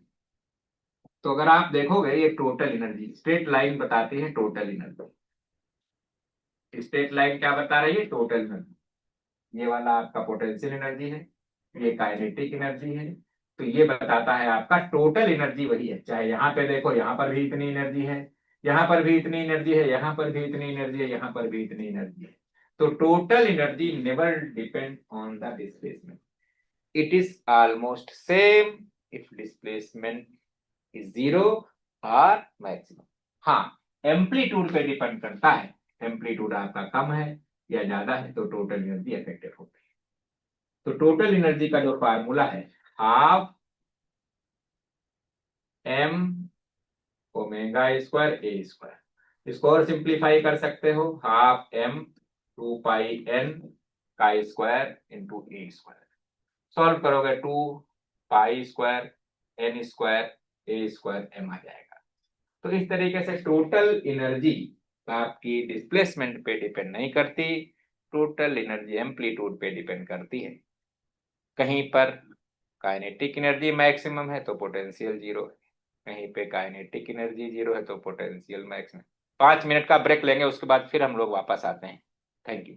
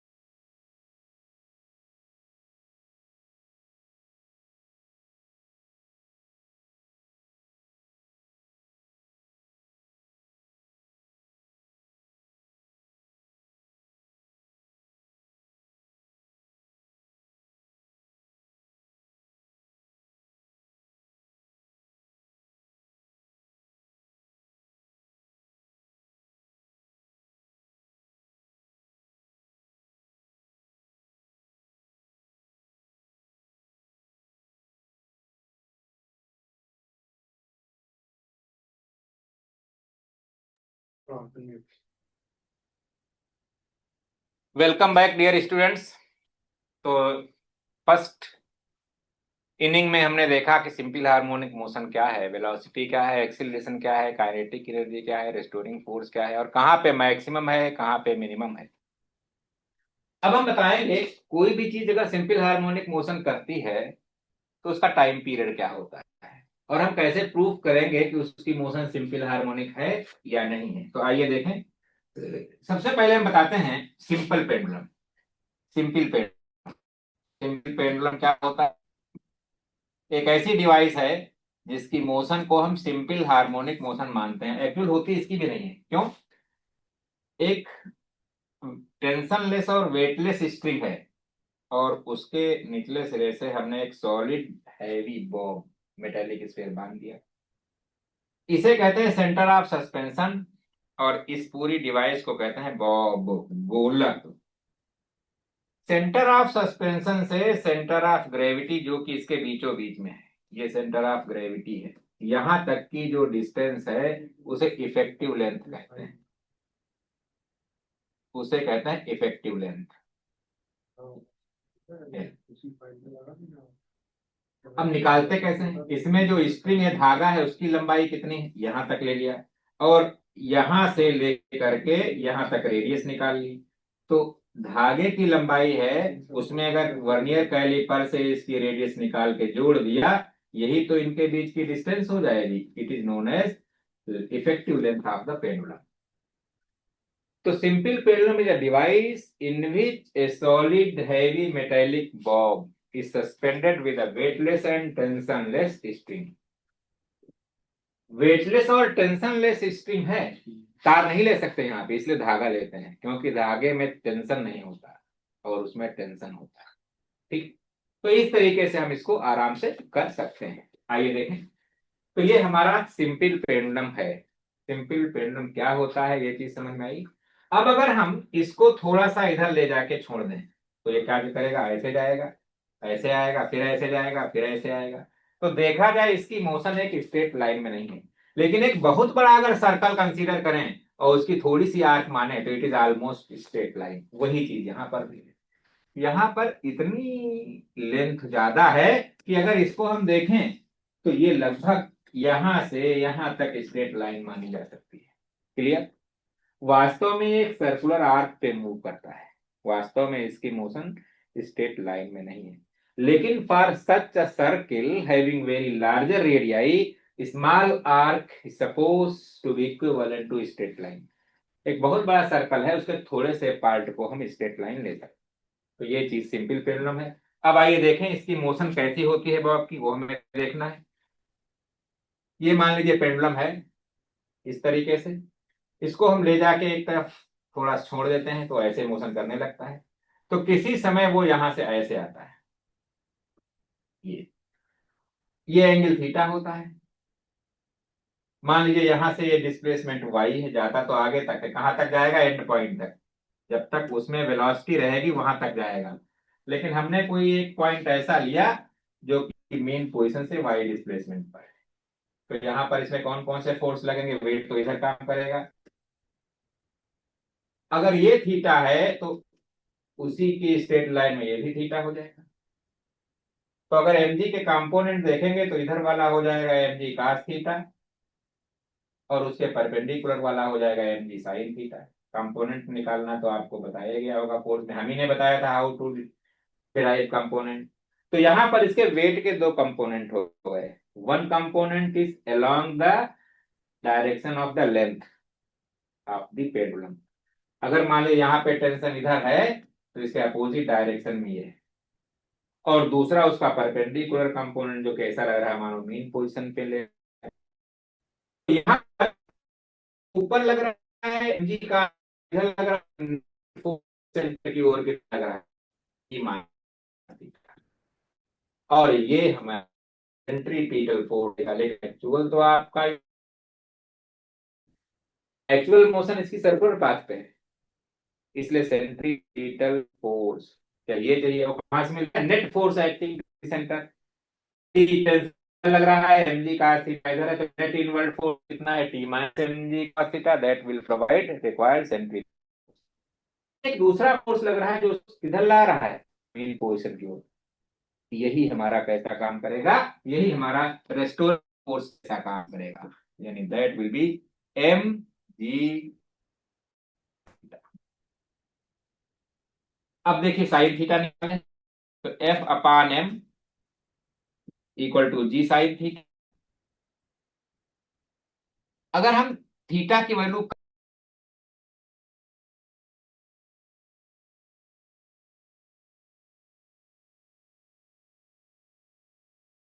तक ही लेते हैं, 5 डिग्री से 15 डिग्री के बीच ही इसका एंगुलर डिस्प्लेसमेंट लेते हैं, और बहुत ज्यादा अगर खींच के छोड़ दोगे तो हम स्ट्रेट लाइन मान ही नहीं सकते। तो sine theta really equal to theta, और थीटा एंगल, एंगल क्या होता है, आर्क अपान, आर्क हमारा है वाई और रेडियस है एल, तो ये हमारा हो गया वाई अपान एल। अब देखिए यहां पर अगर हम रखें जी इंटू वाई अपान एल, क्योंकि फोर्स के अपोजिट डायरेक्शन में है, फोर्स के अपोजिट डायरेक्शन में है डिस्प्लेसमेंट, क्योंकि फोर्स तो इधर लग रहा है और डिस्प्लेसमेंट हमारा उधर है, तो फोर्स के अपोजिट डायरेक्शन में डिस्प्लेसमेंट माइनस वाई लिखा जाता है, क्योंकि फोर्स किधर लग रहा है, मेन पोजीशन की ओर। डिस्प्लेसमेंट किधर है, मेन पोजीशन से एंड पोजीशन की ओर। डिस्प्लेसमेंट उधर है, उधर है, जितने मेन पोजीशन से एंड पोजीशन की ओर जाएगी डिस्प्लेसमेंट बढ़ता जाएगा, लेकिन फोर्स किधर है, मेन पोजीशन की ओर है। तो अगर हम यहां से देखें तो ये हमारा एक्सीलरेशन है, तो A equal to minus G up into y. तो देखिए यही तो हमने बताया था कि acceleration proportional to minus y, यही बेसिक कंडीशन थी सिंपल हार्मोनिक की। When we are able to prove that displacement is directly proportional to minus y, then we can say the motion is simple harmonic motion. ये पहली condition थी कि अगर किसी तरीके से हम प्रूव करके दिखा दें जो एक्सीलरेशन है ये डिस्प्लेसमेंट पे डिपेंड करता है और मीन पोजीशन की ओर डायरेक्शन है, वही हमने दिखा दिया, तो हम कह सकते हैं the motion is simple harmonic motion because it fulfils the condition of simple harmonic motion. तो हम कह सकते हैं इसकी मोशन कैसी है, सिंपल हार्मोनिक मोशन है, और यही हमें दिखाना था कि A equal to minus D upon L to y. तो हमने इसमें प्रूव करके दिखा दिया कि जो एक्सीलरेशन है मेन पोजीशन से डिस्प्लेसमेंट के प्रोपोर्शनल भी है और उसकी डायरेक्शन मेन पोजीशन की ओर है, इसलिए उसकी मोशन सिंपल हार्मोनिक है। आइए देखें, अब हम जानते हैं कि सिंपल हार्मोनिक मोशन अगर हम देखें तो सिंपल हार्मोनिक मोशन में क्या होता है, acceleration, but in simple harmonic motion जो एक्सीलरेशन होता है ये होता है माइनस ओमेगा स्क्वायर वाई। रख दीजिए, कंपेयर,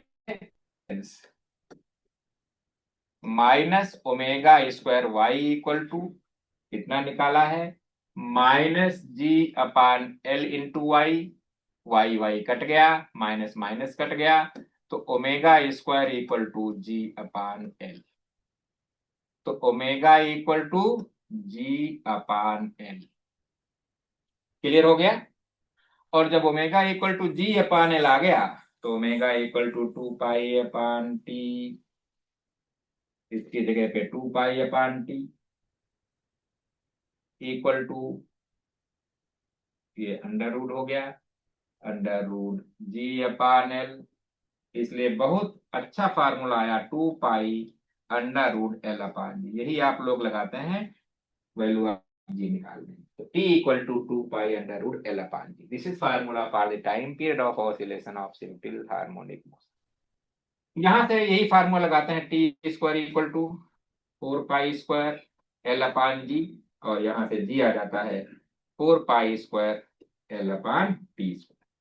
तो इस तरीके से जी की वैल्यू भी निकाल लेते हैं। तो हमने बताया कि अगर हमें ये मालूम हो जाए कि उसका एक्सीलरेशन माइनस वाई के प्रपोर्शनल है, यानी डायरेक्शन उसकी मीन पोजीशन की ओर है और मैग्नीट्यूड डिस्प्लेसमेंट के प्रोपोर्शनल है, तो उसकी मोशन सिंपल हार्मोनिक मोशन होगी, इसमें कोई डाउट है ही नहीं।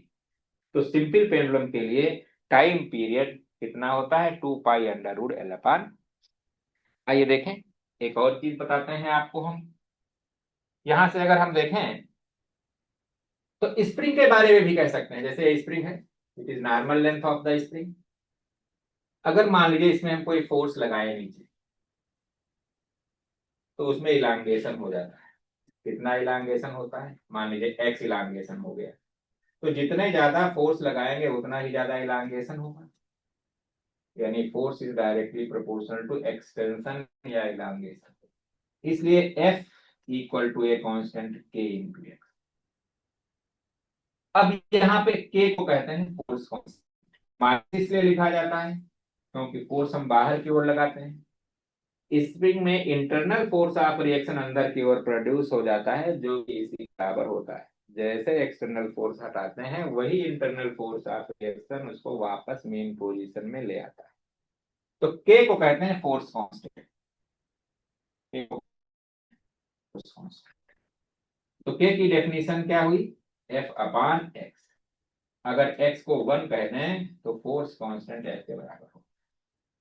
तो force constant of spring is defined as amount of force required to increase the length of spring by 1 metre by 1 centimetre. किसी स्प्रिंग की लेंथ में अगर 1 मीटर या 1 सेंटीमीटर इंक्रीज करना चाहें तो चाहिए। तो जितना फोर्स हमें चाहिए दैट इज फोर्स कांस्टेंट। इसीलिए जितने ज्यादा फोर्स लगाना पड़े स्प्रिंग को खींचने में, समझ लीजिए उतना ही फोर्स कांस्टेंट है उस स्प्रिंग का। इसलिए जो रेलवे के पहिए में स्प्रिंग होती है, बहुत ज्यादा फोर्स कांस्टेंट होता है। तो force constant equal to amount of force required to increase the length of the spring by 1।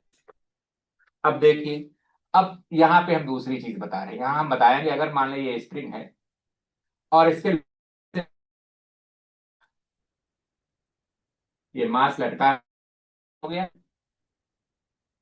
कितना एक्सटेंशन हो गया, मान लीजिए ई एक्सटेंशन। एक्सटेंशन हो गया लेकिन अभी मोशन नहीं कर रहा है। यहां पर वेट किधर काम करेगा, इधर काम करेगा। और जो k इंटू एक्स हमने कहा था, यहाँ x है e, ये किधर काम करेगा, ऊपर काम करेगा। ये अवस्था में इसे लाने की कोशिश करेगा। अब इस पे नेट फोर्स है 0। नेट फोर्स इस समय क्या है, इस पे 0 है। तो इसका मतलब है नीचे वाला फोर्स और ऊपर वाला फोर्स दोनों बराबर है। इसलिए एम जी इक्वल टू के ही हो गया। तो अभी ये मोशन नहीं कर रहा है, अभी वो इक्विलिब्रियम पोजीशन में है। तो इक्विलिब्रियम है, ये पोजीशन को हम क्या कहेंगे, इक्विलिब्रियम। इक्विलिब्रियम। अब देखिए, अब इसको हम इस पोजीशन से थोड़ा सा नीचे ले जाके खींच के छोड़ दें तो क्या होगा, कभी ये नीचे जाएगा, इलांगेशन होगा, और कभी ये ऊपर जाएगा, यहाँ है। तो ये अपनी मीन पोजीशन के इधर उधर सिंपल हार्मोनिकली मोशन करना शुरू कर देगा। मान लीजिए यहां से इसका डिस्प्लेसमेंट है वाई, तो एम जी तो इधर है। अब ऊपर की ओर कौन फोर्स लगेगा, के इंटू ई तो पहले से लग रहा था, अब वाई और हो गया तो के इंटू ई प्लस वाई ऊपर की ओर लगेगा। भाई यहाँ इलांगेशन की था, ई था, तो ऊपर की ओर लग रहा था के इंटू ई। लेकिन अब उसकी मेन पोजीशन से नेट इलांगेशन क्या हो गया था, वाई और नीचे आगे जाएगा तो एंड पॉइंट तक, एक आगे कहां तक जाएगा, एंड पॉइंट तक जाएगा। हमने बीच की कोई पोजीशन ली है जब वो वाई डिस्प्लेसमेंट पे है। तो यहां पर अगर नेट फोर्स हम देखें तो यहां पे नेट फोर्स कितना होगा इस पे, F equal to M G तो नीचे लग रहा है प्लस, और ये ऊपर लग रहा है माइनस के इंटू ई प्लस वाई। इतना फोर्स कर दें तो इतना फोर्स लग रहा है। आइए देखें,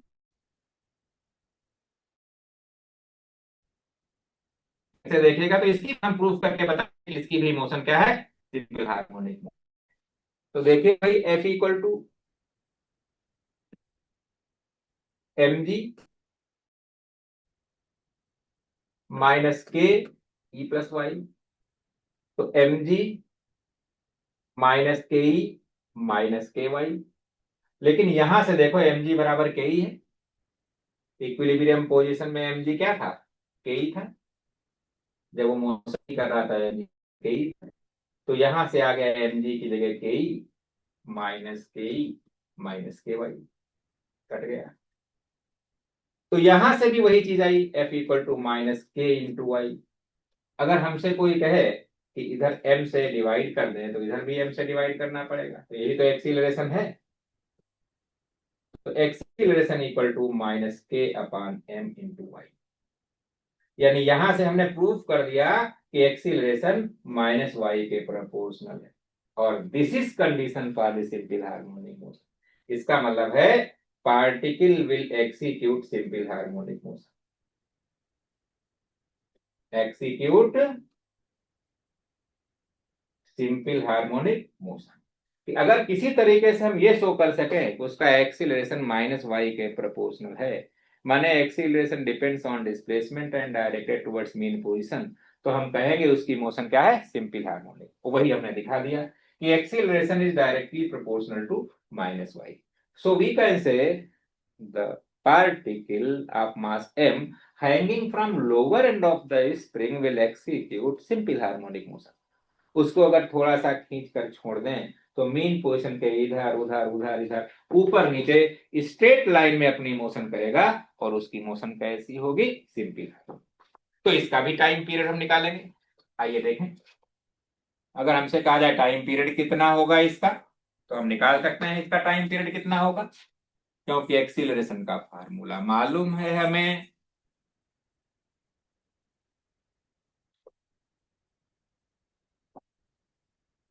इन सिंपल हार्मोनिक मोशन जो एक्सीलरेशन होता है, ये क्या होता है, माइनस ओमेगा स्क्वायर वाई। तो रख दीजिए, इसको हम यहाँ पे रख दें, तो minus omega square Y equal to minus K upon M into Y. Cut गया, तो omega square equal to K upon M, omega equal to under root K upon M, 2 pi upon T equal to under root K upon M. इसलिए बहुत आसानी से आ गया 2 pi under root M upon K. तो इस तरीके से इसका जो कि पार्टिकल सिंपल हार्मोनिक मोशन कर रहा था, उसका टाइम पीरियड हो गया 2 pi under root M upon K. तो जैसे वहां पे t equal to 2 pi under root L upon G था, almost in the same way t equal to 2 pi under root M upon K. यहाँ पर M upon के ई अपान जी भी लिख सकते हैं, क्योंकि आपने देखा था एम जी इक्वल टू के ही होता है इक्विलिब्रियम पोजिशन में। एम जी इक्वल टू क्या होता है, के ई के बराबर होता है। तो एम जी इक्वल टू के ई, एम जी इक्वल टू के ई, इसलिए एम अपान के को ई अपान जी कह सकते हैं। तो ये फार्मूले में ये भी आ सकता है 2 पाई अंडर रूट एम बटे के की जगह ई अपान जी कह सकते हैं। तो इस तरीके से the motion of the particle hanging from the lower end of a spring also suppose that motion simple harmonic motion. Clear. आइए अब हम बताते हैं ये आपके डिफरेंट काइंड्स ऑफ मोशन कैसे होती हैं। देखिए, 3 तरीके के ऑसिलेशंस होते हैं, free oscillations, damped oscillations and forced oscillations.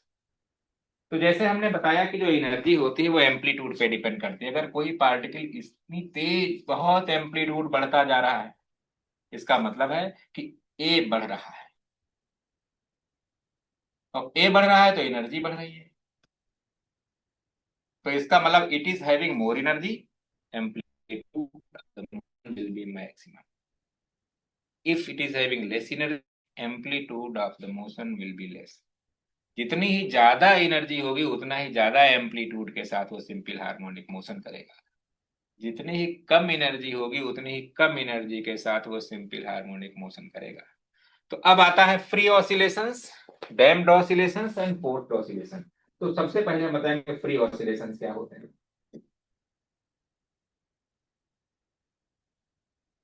Free oscillations का मतलब है when the particle is executing simple harmonic motion in such a way there is no opposing force, no such force is acting on it, so that it is opposed by some force।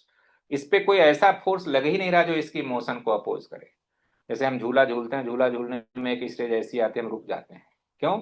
हम air में झूला झूलते हैं, और air का जो resistance है, जो विस्कोसिटी है, वो हमारा अपोज करती है आगे जाने का, इधर आने का, आगे जाने का, इधर आने का। लेकिन अगर ऐसी जगह पे हम झूला झूलें जहां पे एयर ना हो, तो हमारा एम्पलीट्यूड कम नहीं होगा, हम लगातार झूला झूलते रहेंगे। तो इसका मतलब इन एब्सेंस ऑफ अपोजिंग फोर्स, अगर एब्सेंस है वहां पे कोई भी अपोजिंग फोर्स की, इन एब्सेंस ऑफ अपोजिंग फोर्स, आगे डैम्पिंग फोर्स आएगा,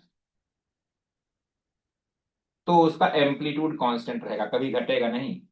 अगर मान लीजिए टाइम चाहे जितना हो जाए, और अगर एम्पलीट्यूड इसका ए है, तो कांस्टेंट एम्पलीट्यूड रहेगा, इस तरीके से।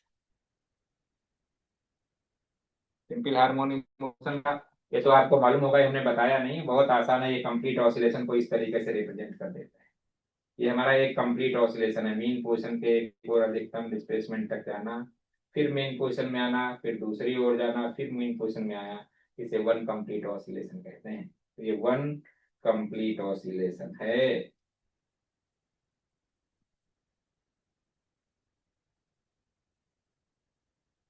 तो ये एम्पलीट्यूड है।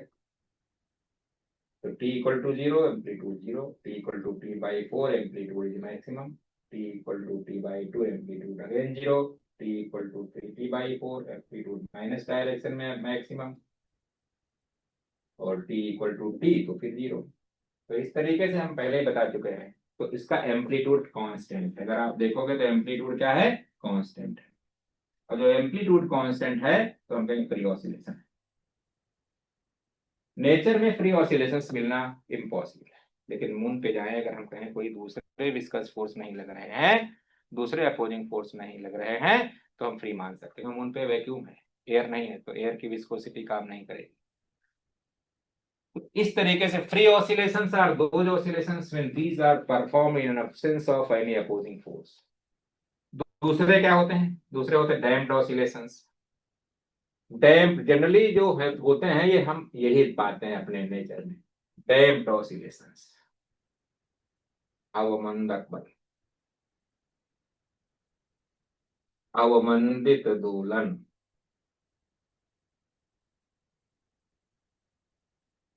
कि जब कोई बॉडी इस तरीके से दोलन करती है, ऑसिलेशन करती है, उस पर कोई अपोजिट फोर्स जो उसका अपोज करे वो काम करता है, उसे हम डैम्पिंग फोर्स कहते हैं। In presence of opposing force, इन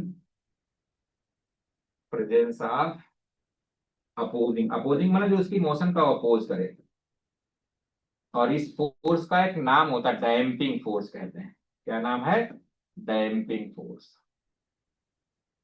ये कुछ भी हो सकता है, जैसे सिंपल पेंडुलम में एयर का जो रेजिस्टेंस है वो डैम्पिंग फोर्स का काम करता है। तब क्या होगा, हर बार बॉडी को वर्क करना पड़ेगा क्योंकि वो अपोज करता है। वर्क करना पड़ेगा तो उसकी एनर्जी कंज्यूम होगी, क्योंकि एनर्जी जब कंज्यूम होगी तो उसका एम्पलीट्यूड भी घटेगा। तो इसका टाइम के साथ में क्या होता है, एम्पलीट्यूड घटता जाता है, और लास्ट में बॉडी क्या हो जाती है, रुक जाती है। तो ऐसे ऑसिलेशंस ही नेचर में मिलते हैं। नेचर में जो ऑसिलेशंस मिलते हैं, यही मिलते हैं, ये डैम्प्ड ऑसिलेशंस कहते हैं। क्योंकि these oscillations are under the influence of some opposing force, and body has to do some work against these damping force, hence energy is spent। और एनर्जी जब स्पेंट हो जाएगी तो एम्पलीट्यूड घट जाएगा, इसीलिए एम्पलीट्यूड देखो घटता जा रहा है। एक तीसरे तरीके के होते हैं, उन्हें कहते हैं फोर्स्ड ऑसिलेशन। आइए देखें, इन्हें क्या कहते हैं, फोर्स्ड ऑसिलेशन। फोर्स्ड ऑसिलेशंस क्या होते हैं। अब हमें मालूम है कि ये डैम्पिंग फोर्सेस इसकी एनर्जी को खत्म कर रहे हैं। अगर हम बाहर से कोई ऐसा पीरियोडिक फोर्स लगा दें, जैसे कूलर अपने आप तो एक स्टेज ऐसे आएगी वो रुक जाता है, लेकिन जब तुम्हारे पास आए उसकी पीठ पे हाथ मार दो, जब फिर आए फिर हाथ मार दो, तो कभी नहीं रुकेगा, since you are applying periodic force on that. तो जब पीरियोडिक फोर्स लगाया जाता है under effect of periodic force, external periodic force,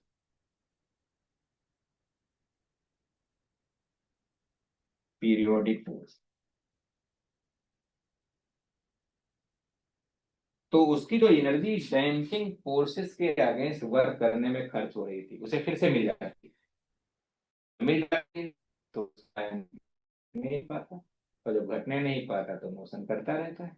लेकिन वहां एक खास बात है कि जो पीरियोडिक फोर्स लगाते हैं, फिर बॉडी अपनी नेचुरल फ्रीक्वेंसी से ऑसिलेशन नहीं करती। जो पीरियोडिक फोर्स लगाया जाता है उसी की फ्रीक्वेंसी से वो ऑसिलेशन करती है।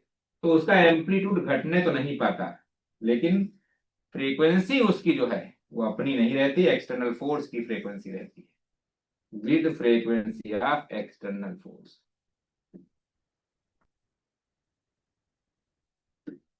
एक्सटर्नल फोर्स अपनी फ्रीक्वेंसी से फिर वो नहीं करता। जो भाई पैसा देगा वो अपने नियम कानून भी बताएगा।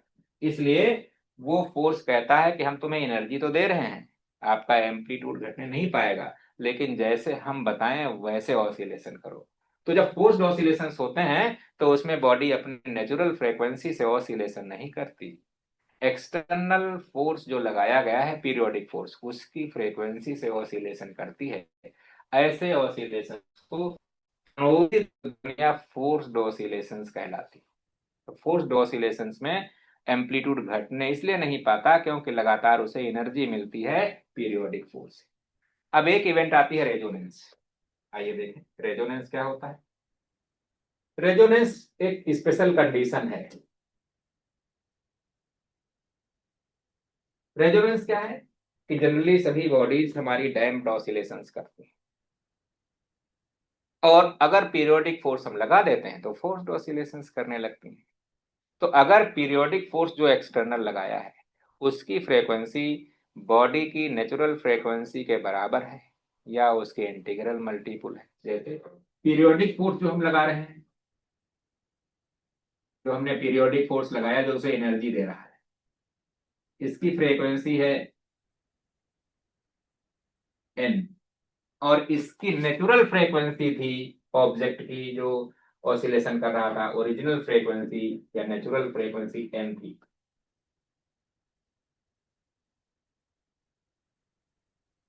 इससे ऑसिलेशन कर रहा था। डैम फोर्स इसको फोर्स कर रहे थे, रुक जाता थोड़ी देर बाद, लेकिन जब हमने ये लगाया तो वो रुका नहीं, वो मोशन करने।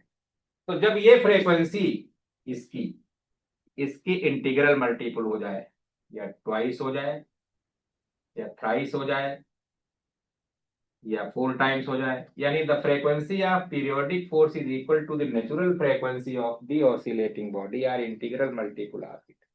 तो क्या होता है, तो इसमें बड़े बड़े एम्पलीट्यूड के ऑसिलेशंस प्रोड्यूस हो जाते हैं, यानी उस समय बहुत अधिक एनर्जी आती है। बहुत अधिक एनर्जी आती है तो मैक्सिमम एम्पलीट्यूड हो जाता है। यही आपकी फिनोमेना रेजोनेंस कहलाती है। तो in case of resonance the frequency of external applied periodic force is just equal to the frequency of oscillating body। उस समय बॉडी में ऑसिलेशंस जो होते हैं बहुत बड़े बड़े एम्पलीट्यूड के होते हैं। तो सीधी एक देसी एग्जांपल बताते हैं। जैसे अपनी कोई बच्चा बाहर रह रहा अपने हिसाब से पैसा खर्च कर रहा है, तो क्या होगा, एक दिन ऐसा आएगा जब पैसा खर्च हो जाए, खत्म हो जाएंगे पैसे। अब कोई अगर पैसा देता रहे बाहर से तो उसके पास पैसा कम नहीं पड़ेगा, खर्चा करता रहेगा। ये तो हो गया फोर्स्ड ऑसिलेशन। लेकिन अगर पैसा देने वाला ये कहे बेटा तुम उसी रेट से खर्च करो, हम तुम्हें देते रहेंगे, तो बच्चा और ज्यादा खर्च करने लगेगा, क्योंकि इसकी फ्रीक्वेंसी जो पैसा दे रहा है उससे मैच कर गई। और ये मैचिंग फ्रीक्वेंसी ही रेजोनेंस है। देहाती भाषा में कहते हैं यार फ्रीक्वेंसी मैच कर रही है। फ्रीक्वेंसी मैच करने का मतलब रेजोनेंस है। तो वो बच्चा क्या करेगा, जब पैसा देने वाला कह रहा है बेटा हमारा वही तरीका है जिस तरीके से तुम खर्च कर रहे हो, तो बच्चा खुश होकर और ज्यादा खर्च करने लगेगा, उसका एम्पलीट्यूड और ज्यादा बढ़ जाएगा। एम्पलीट्यूड बढ़ाने में बहुत ज्यादा एनर्जी हो जाएगी। That is resonance. तो रेजोनेंस में the body oscillates with maximum amplitude having more energy. तो रेजोनेंस वही कहलाता when the frequency of external applied force is just equal to the original frequency of the oscillating body. Then in that situation amplitude of the oscillating body become maximum, and maximum energy is stored in the body in such situation, that is known as resonance। बहुत सारे example है।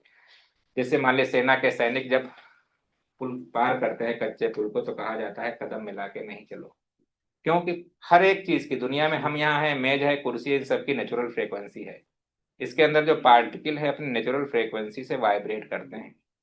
जब external applied force की frequency इनकी natural frequency से match कर जाएगी, यानी जब बच्चे पुल को पार करेंगे और उनके कदमों की वाइब्रेशंस की फ्रीक्वेंसी पुल की नेचुरल फ्रीक्वेंसी से मैच कर जाएगी, पुल तो खुश हो जाएगा, रेजोनेंस आ जाएगा, बड़े बड़े एम्पलीट्यूड के वाइब्रेशंस हो जाएंगे और हिल जाने का खतरा हो जाएगा। इसीलिए कहा जाता है कदम मिला के नहीं चलो। खाली गिलास को कान पे रखें तो घूम घूम की आवाज सुनाई पड़ती है। वो इसीलिए सुनाई पड़ती है वहां पे कि ग्लास के अंदर जो एयर है वो भी वाइब्रेट करती है, और जो उसे टकराती हैं वे उनकी भी फ्रीक्वेंसी होती है। तो जब फ्रीक्वेंसी मैच कर जाती है तो उनके साथ रेजोनेंस आ जाता है, आवाज तेज हो जाती है। जब मिसमैच करती है तो फिर अलग हो जाती है। तो इसे कहते हैं रेजोनेंस। तो आज इतना ही रखिए। Thank you. नेक्स्ट लेक्चर में हम बताएंगे आपको। बहुत बहुत धन्यवाद। किसी को कोई क्वेरी तो नहीं है, पूछना हो पूछ सकते हैं आप लोग। किसी को कुछ पूछना हो तो आप पूछ सकते हैं, वरना आप रिवीजन करिए। बहुत अच्छा है ये चैप्टर, खूब आता है, 4-5 नंबर का आएगा इस सेमेस्टर में आप। ठीक, ओके, थैंक यू।